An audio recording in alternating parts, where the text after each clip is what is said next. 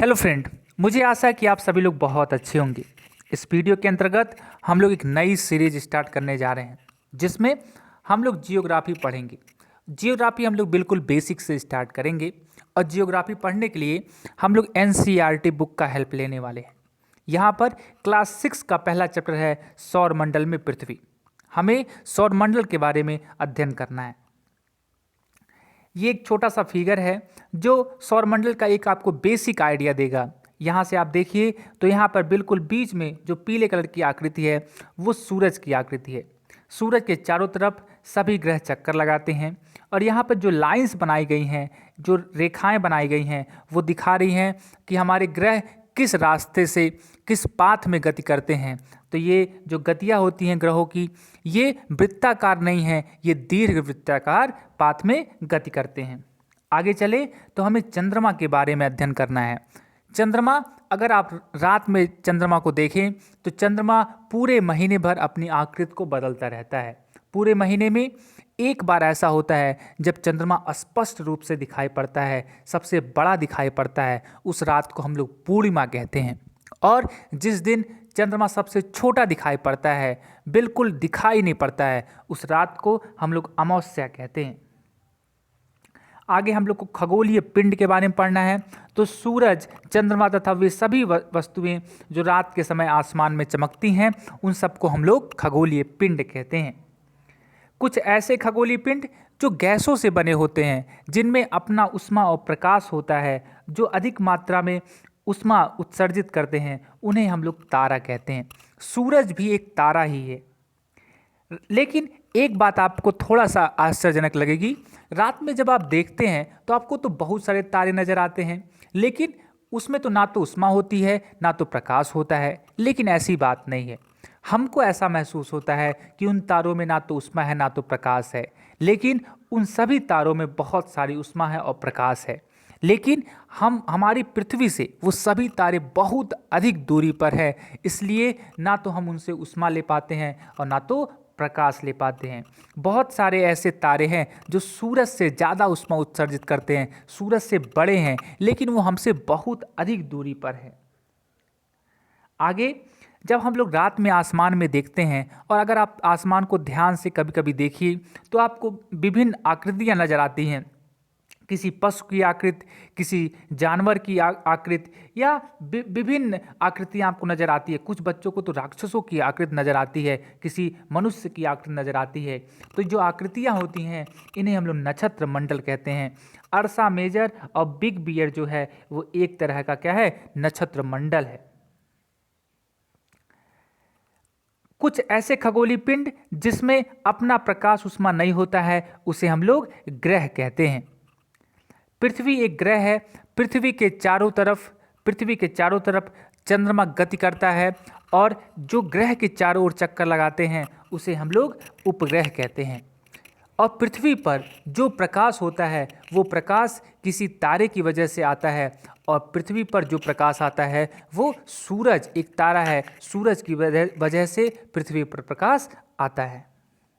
आगे एक फिगर है। इस फिगर में एक इम्पॉर्टेंट डेटा दिया गया है, जिसमें जितने भी ग्रह हैं वो अपनी धुरी पर, अपने अक्ष पर घूमने में कितना समय लेते हैं, एक चक्कर लगाने में कितना समय लेते हैं, और सूरज का एक चक्कर लगाने में कितना समय लेते हैं, ये दिया गया है।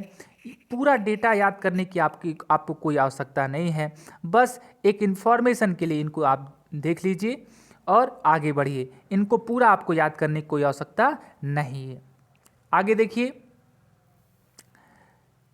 तो हमको सौरमंडल के बारे में अध्ययन करना है। तो सौरमंडल क्या है? सूरज, 8 ग्रह, उपग्रह तथा कुछ खगोलीय पिंड जैसे क्षुद्र ग्रह और उल्का पिंड मिलकर सौरमंडल का निर्माण करते हैं। सौरमंडल में सबसे मुख्य जो है, सबसे केंद्र में जो स्थित है वो है सूरज। सूरज पूरे सौरमंडल में ऊष्मा एवं प्रकाश उत्सर्जित करता है। सूरज की दूरी हमारी पृथ्वी से 15 करोड़ किलोमीटर है। ग्रहों की बात की जाए तो कुल 8 ग्रह माने गए हैं: बुध, शुक्र, पृथ्वी, मंगल, बृहस्पति, शनि, यूरेनस और नेपच्यून। इंग्लिश में बात की जाए तो Mercury, Venus, Earth, Mars, Jupiter, Saturn, Uranus, Neptune. यहाँ पर एक ट्रिक दिया गया है, my very efficient mother just served us nuts. ये जो ट्रिक है ये दर्शाता है कि हमारी सूरज से सबसे नज़दीक कौन सा ग्रह है। सबसे पहले मार्स आता है, फिर वेनस, फिर अर्थ, फिर मार्स, फिर जुपिटर, फिर सैटर्न, फिर यूरेनस और फिर नेपच्यून। तो इस तरीके से एक ट्रिक की सहायता से कौन सा ग्रह सूरज के सबसे नज़दीक है और कौन सा सबसे दूर है, इसकी जानकारी आप लगा सकते हैं। यहाँ पर एक रोचक तथ्य दिया गया है जिसमें ये बताया गया है कि खगोल शास्त्री किसे कहते हैं। तो ऐसे व्यक्ति जो हमारे सौर मंडल का अध्ययन करते हैं, हमारे आकाश का अध्ययन करते हैं, उसे हम लोग खगोल शास्त्री कहते हैं। भारत के आर्यभट्ट एक महान खगोल शास्त्री हुए हैं। आगे हम लोग देखें तो पहले प्लूटो को भी एक ग्रह माना जाता था, लेकिन प्लूटो जो है वो ग्रह की सभी विशेषताओं को फॉलो नहीं करता था, इसलिए अब वैज्ञानिकों ने प्लूटो को बौने ग्रह की संज्ञा दी गई है। पृथ्वी एक ग्रह है। पृथ्वी को हम लोग नीला ग्रह भी कहते हैं। नीला ग्रह इसलिए कहते हैं क्योंकि पृथ्वी के 2/3 हिस्से पर पानी पाया जाता है और इस पानी की वजह से जब हम अंतरिक्ष से देखते हैं पृथ्वी को तो ये नीला दिखाई पड़ता है। यहाँ पर एक और रोचक तथ्य है कि सूरज के प्रकाश को पृथ्वी पर आने में लगभग 8 मिनट का समय लगता है। नील आर्मस्ट्रांग पहले ऐसे व्यक्ति थे जो 20 जुलाई 1969 को चंद्रमा की सतह पर अपना कदम रखे थे। चंद्रमा एक उपग्रह है जो पृथ्वी के चारों ओर चक्कर लगाता है। पृथ्वी से चंद्रमा की जो दूरी है वो 3,84,400 किलोमीटर दूर है। उपग्रह जो ग्रह का चक्कर लगाते हैं, तो उपग्रह 2 प्रकार के होते हैं, एक प्राकृतिक उपग्रह और एक होता है मानव निर्मित उपग्रह। मानव निर्मित उपग्रह वो होते हैं जो किसी भी ग्रह की जानकारी इकट्ठा करने के लिए भेजे जाते हैं।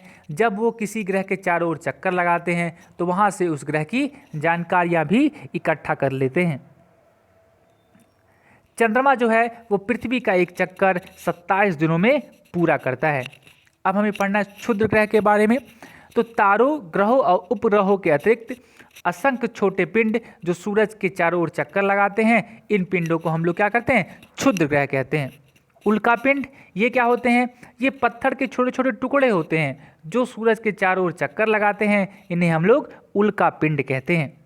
और रात में आसमान में आप देखते होंगे कभी कभी कि सफ़ेद चौड़ी पट्टियाँ होती हैं, इन पट्टियों को हम लोग आकाश गंगा कहते हैं। और कई सारी आकाश गंगा मिलकर ब्रह्मांड का निर्माण करती हैं। इस प्रकार ये पूरे चैप्टर का ओवरव्यू था। मुझे आशा है कि आपको अच्छा लगा होगा। अगर आपको समझ में आया है तो आप इन अभ्यास प्रश्नों को आप हल करिए और इस चैप्टर को बढ़िया से रिवाइज करिए और इस सारे प्रश्नों को अच्छे से आंसर देकर आप नेक्स्ट चैप्टर पे जाने का प्रयास करिए। बहुत बहुत धन्यवाद।